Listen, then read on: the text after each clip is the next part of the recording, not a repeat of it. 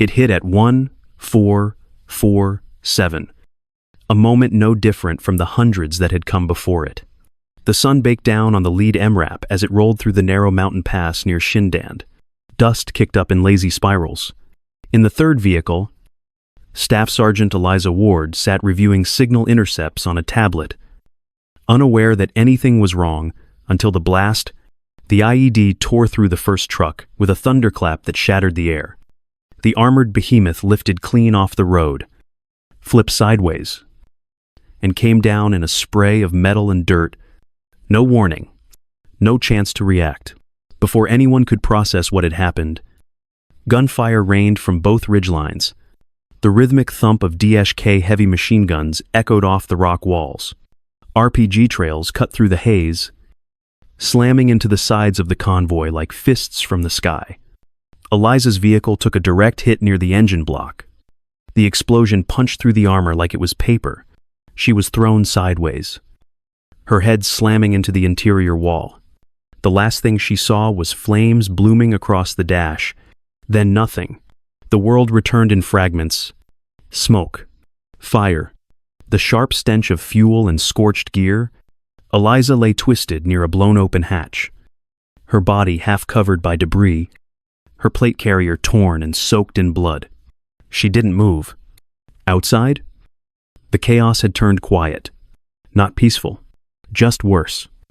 Enemy fighters moved between the wrecks. Rifles slung. Voices raised in a language she recognized but couldn't process. Pashto. Laughing. Joking. Looting. One of them stopped beside what was left of her truck. He reached in, pulled free her vest. The dog tags still clipped to the top strap. They were wet. Red. He held them up like a trophy. Others gathered. Cameras out. Snapping photos to post and send. A kill confirmed. A strike against U.S. Command. One less analyst.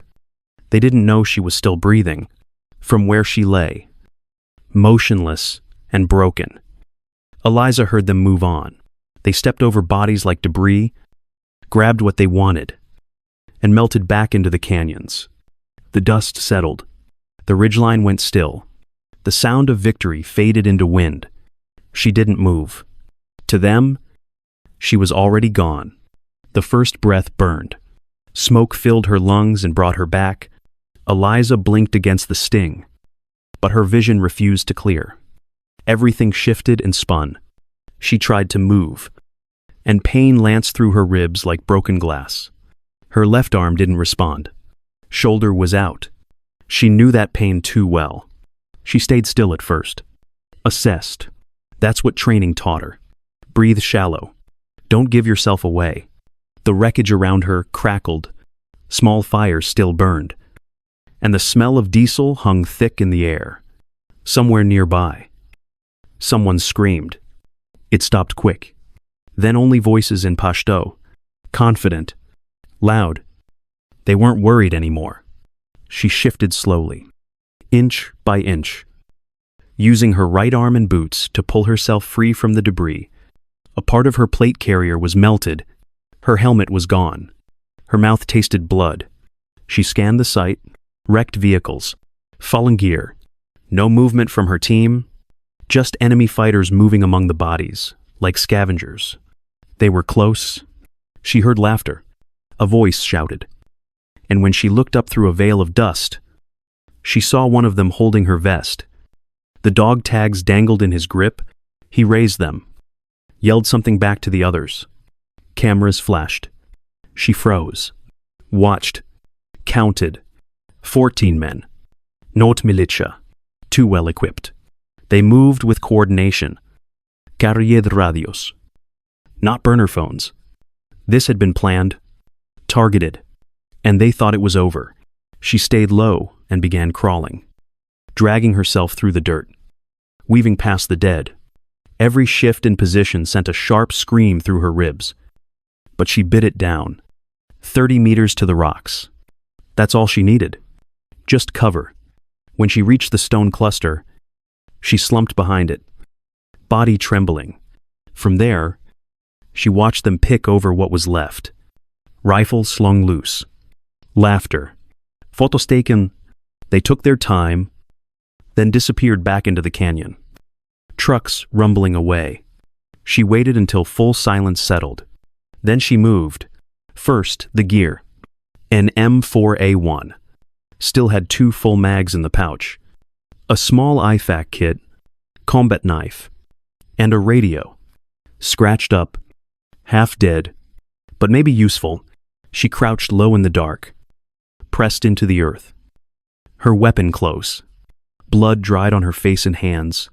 She was alone, she was hurt, but she was alive. And that meant it wasn't finished. Eliza moved carefully through the wreckage, her rifle slung tight. Boots dragging slightly as her left leg buckled under weight. It couldn't hold.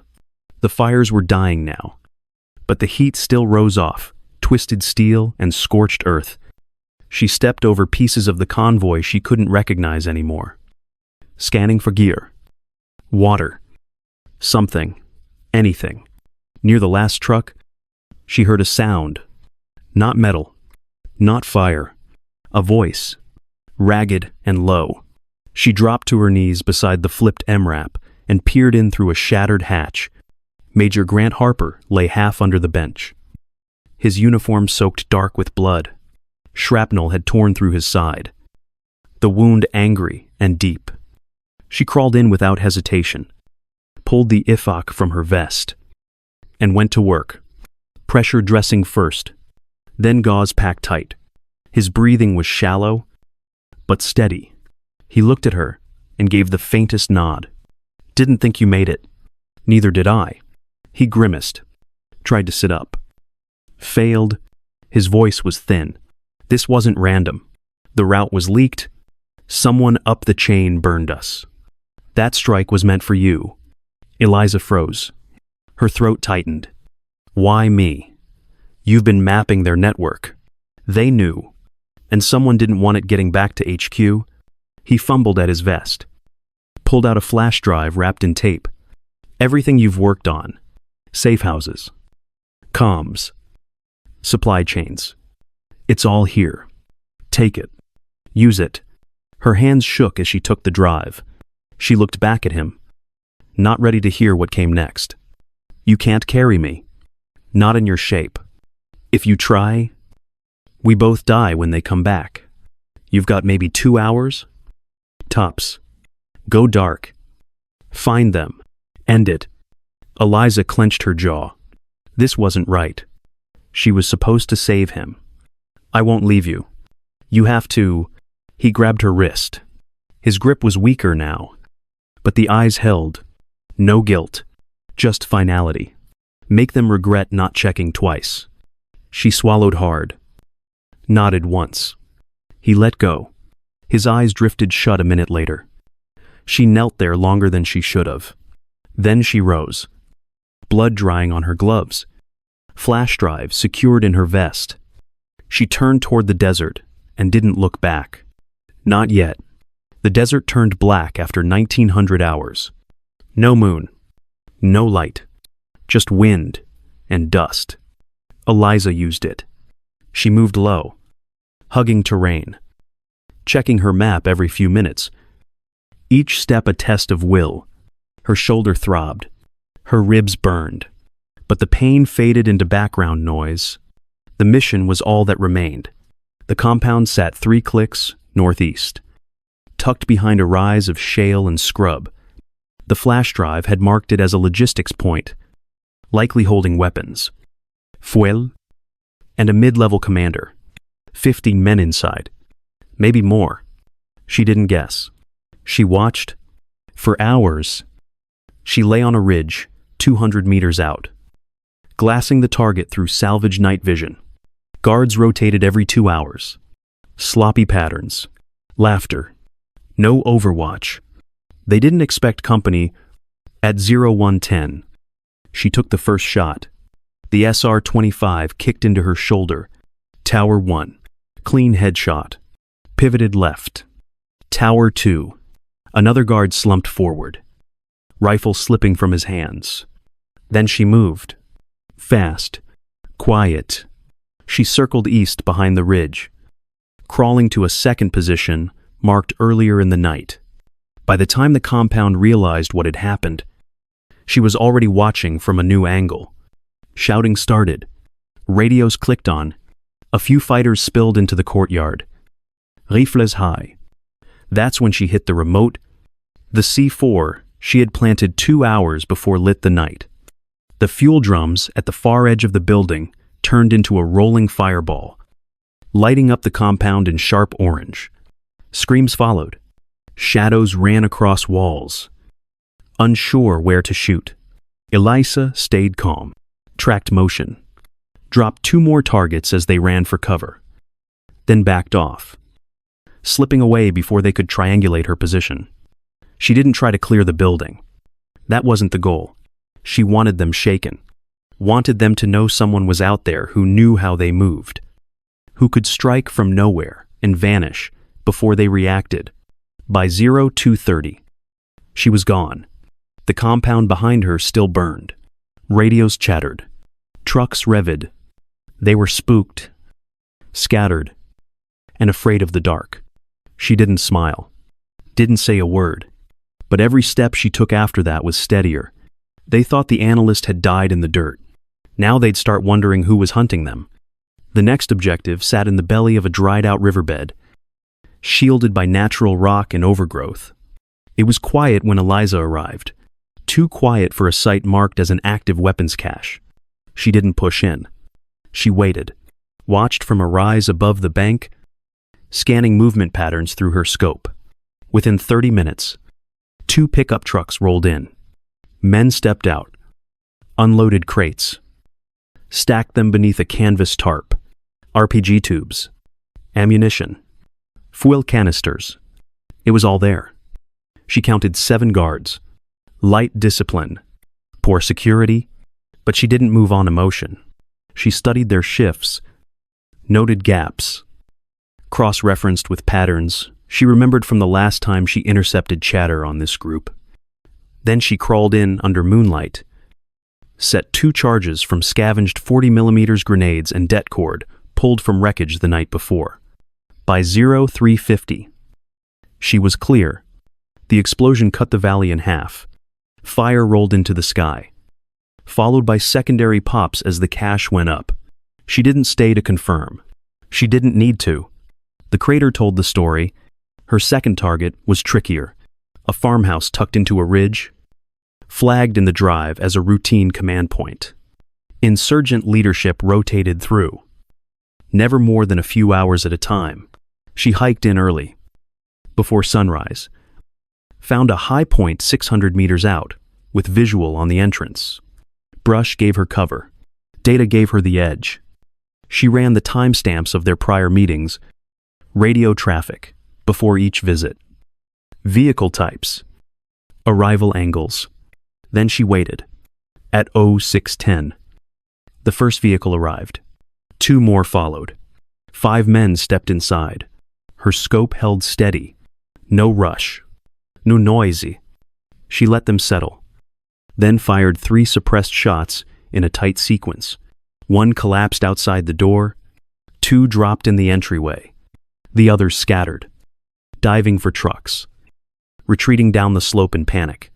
She didn't chase. They'd carry the message better alive. By mid-morning, enemy comms lit up in every sector. She heard them on her intercept device. Voix tense, searching for answers. No one understood how they were getting hit. There was no pattern they could read. But Eliza had one. She didn't just know where they were. She knew how they moved. When they relaxed, how they reacted under pressure. She wasn't surviving anymore. She was directing the entire field. The heat still lingered in the wreckage when the Marines arrived. Tracks pressed into the dirt. Boots spread wide in a perimeter. Smoke drifted low across the burned-out vehicles. The dead were arranged like they dropped mid-sentence. No signs of panic. No spray and pray. Every shot looked placed. That's what caught Lieutenant Jacob Ellis first. Too clean. Too surgical. Not local militia. He scanned the ridge, hand on his weapon. Someone had done this. Someone trained. Not just trained. American. From her spot above, Eliza watched through her scope. She knew the posture, the gear, the patterns. Off. S. Marines. Finally, she dropped her rifle across her chest, stood slow, one hand lifted. Her face was streaked with grime, lips dry and split. Her steps were uneven, but deliberate. The squad snapped to alert. Weapons up. Voice tight. Ellis moved forward, squinting at her through the haze. Identify. Staff Sergeant Eliza Ward. Last assigned to Echo Convoy. Shindand route. That convoy's gone. So I heard. He stared. The name matched the tag the enemy had posted. Confirmed Kia. Dog tags in their hands. But here she was. Standing. Breathing. Holding an M4 like it was part of her arm. They listed you as dead. They jumped the gun. You need medevac. I need a resupply. And 6 hours. Elise hesitated. She looked like hell. Bruised. Bleeding. Shouldn't be standing. Shouldn't be talking. But her voice was steady. No begging. No drama. Just orders from someone who'd survived more than any of them had expected. You're in no shape to keep going. I know where the man behind the ambush is. I've got the data. I'm going after him. He studied her for a moment longer. Saw it in her eyes. There was no anger left. Just resolve. No heat. Just cold direction. She wasn't asking permission. She was giving him notice. Ellis looked at his sergeant, then back to her. Get her patched. Get her fed. And if command pushes back, they can take it up with me. She gave a short nod. No thanks. No smile. Just back to the map. Finger pressed to a point she'd marked the night before. The fire hadn't found her. It had built her, and now they were going to see what that made. The intel came in at 2000. Tariq Rahim had been spotted fleeing a compromised safe house near the eastern sector. Drone feed confirmed the ID. He was heading north. Fast. Toward the mountains. There was only one way through a canyon cut tight between two ridgelines. Maybe 4 meters wide at the narrowest point. If he made it through, they'd lose him for good. Eliza scanned the terrain on her tablet. Cross-referenced known paths with older patrol logs and Rahim's past routes. Based on vehicle type and speed, he'd reach the canyon pass by 21:30. That gave them 45 minutes. No time for full prep. Just enough to move. They pushed hard, riding light in a pair of MATVs. Gear strapped down. Eliza barely spoke. Focus narrowed. Every jolt of the trail reminded her she was running on grit and willpower. But it didn't matter. The mission was almost done at 21:28. They reached the canyon mouth. Ellis and his fire team split off, taking position on the western exit. 2 more Marines circled wide to the east. Weapons trained inward. Eliza climbed. Slow and steady, scaling the southern slope until she had high ground. She settled into prone, breath slow. SR-25 braced tight. At 21:34, the lead vehicle came into view. 3 technicals. Open beds. DSKs mounted. She adjusted elevation. Steady hands. Through the scope, she spotted him. Front passenger. Same profile. Same eyes from the photo she'd memorized weeks ago. Target acquired. She squeezed once. The driver dropped forward. The truck veered left, smashed into the canyon wall, and blocked the route. The vehicles behind slammed brakes. Too late to reverse. Marines opened fire from both sides, corralling the convoy in a storm of rounds and shouts. 1 minute in, 2 trucks were down. 30 seconds later, the rest surrendered. Eliza watched it all through her scope. Calm. Focused. Rahim crawled from the wreckage, blood trailing from a wound in his shoulder. Ellis moved in. Rifle up. Secured him. The Marines began the medevac process within minutes. Rahim would live, and everything he knew would come with him. Eliza didn't climb down right away. She stayed on the ridge a little longer, rifle across her chest. Heart steady, not smiling, not speaking. It was done. By the time Eliza stepped off the helicopter, her legs barely held. Her uniform was soaked in dust, torn at the seams, and her arm was in a sling. A corpsman moved to help her, but she waved him off. She made it under her own power. They wheeled her into surgery within the hour. Debriefings came next. Long tables, stiff uniforms, questions that didn't need answers, just confirmation of what everyone already knew. She expected a reprimand, maybe something quiet and clean, a career cut off with formal language. Instead, they read her the numbers. 30 enemy fighters, 2 supply caches, 1 regional commander captured, a known insurgent network destabilized. Then came the offer. No lectures, no scolding, just a sealed folder. Joint Task Force assignment, fusion of intel and field ops. She'd train analysts, embed with strike teams, operate with full support. No more lone missions, but the mission would go on. Her mission. Weeks passed, bones mended, scars stayed, the pain had faded, but the clarity hadn't. One morning, she stood at the memorial site. The stone was clean, dark gray, sunk into the desert ground, not far from the canyon road. 7 names were carved deep into the face of it. She rested her hand on the 3rd one. Harper. A soft crunch of boots approached behind her. A young intel specialist, barely past his first deployment, stood a few paces back, nervous. But watching her closely, locals think this place is haunted, he said. They whisper about a ghost in the mountains, a soldier who doesn't die, who hunts without sound. Eliza didn't turn right away. The wind moved through the rocks. Her hand stayed on the name. Sometimes a ghost is real, she said. Then she faced him. The rest of her new team gathered just beyond the ridge.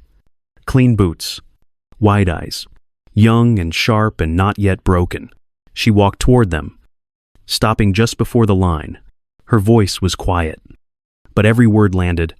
Intel isn't paperwork. It's the front line. You don't just analyze threats. You understand them. You break them. And if it all falls apart, you don't go home. You finish what your team started. There was no applause, just nods, a silence filled with understanding. And then she turned, leading them forward.